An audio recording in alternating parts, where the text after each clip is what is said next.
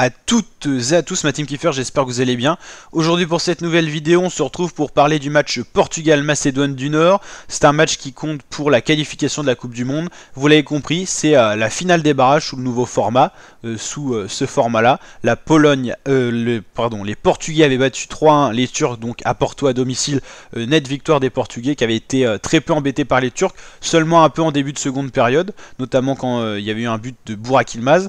Et l'Italie qui s'était fait surprendre à la toute fin du match face à la Macédoine du Nord, ça devait être la 90+2 si j'ai une bonne mémoire.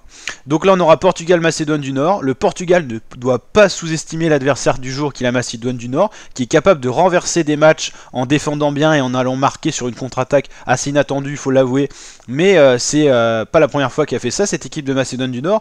Donc là elle a un palmarès de plus à son échelon, l'Italie, mais elle avait déjà fait pareil face à l'Allemagne. Elle avait déjà posé des problèmes à d'autres équipes plutôt bonnes au niveau du football. Donc pas sous-estimer la Macédoine du Nord parce que c'est un pays pas très connu, mais on va regarder les récents résultats de la Macédoine du Nord et c'est plutôt intéressant. Tout simplement déjà parce que la Macédoine elle est pas là par hasard. Si elle est arrivée au barrage, c'est déjà qu'elle avait un certain classement dans les phases éliminatoires.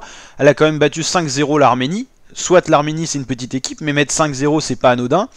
On l'a vu, battre l'Italie, battre l'Islande sur 3-1, alors que l'Islande, même si ça va moins bien en ce moment, c'était une équipe qui était à la dernière Coupe du Monde, faut s'en rappeler, pour sa première participation d'ailleurs. Bon là, il y avait eu un 4-0 face à l'Allemagne, il y avait eu un 0 partout face à la Roumanie, qui n'est pas une équipe facile à jouer, 4-0 face au Liechtenstein, 2 partout face à l'Islande.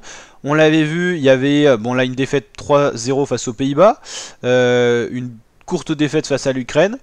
Et sinon, si on remonte un peu, il y avait eu cette victoire face à l'Allemagne qui avait déjà montré un peu le caractère de cette équipe. Mais il y a des résultats intéressants, hein, notamment dans les phases de qualification, avec au final pas tant de défaites que ça. Hein. Pas tant de défaites que ça.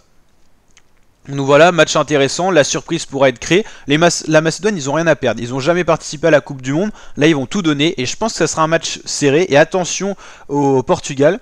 Au Portugais de ne pas se faire endormir comme la Macédoine peut faire avec les grandes équipes. Donc tout n'est pas joué ce soir. Il faudra voir ce qui va se passer. Je vais pas me mouiller, comme la précédente vidéo, j'avais pas donné mon pronostic pour Macédoine du Nord Italie parce que je sais que la Macédoine du Nord, c'est une équipe que je connais pas assez, faut être honnête, je l'ai pas vu assez jouer. D'accord, j'ai quelques références, mais pas assez pour tout simplement donner un pronostic. Donc j'ai juste envie de dire attention pour les Portugais ce soir. Honnêtement, je vois mal la Macédoine surprendre le Portugal, mais tout va jouer dans les 45 premières minutes. Si ça fait toujours 0-0, c'est que le piège de la Macédoine sera en route, quoi, on va dire.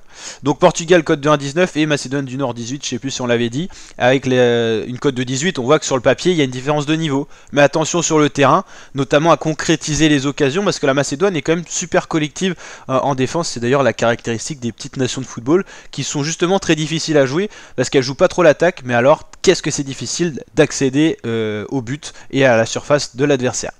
Donc voilà la team, j'espère que ça vous a plu. On suit bien sûr en intégralité les barrages pour la Coupe du Monde au Qatar.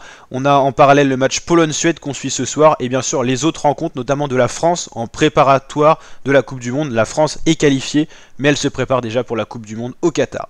Allez, n'hésitez pas à vous abonner, liker, partager. Je vous dis à très bientôt mes fratés pour de prochaines vidéos. Allez, ciao ciao.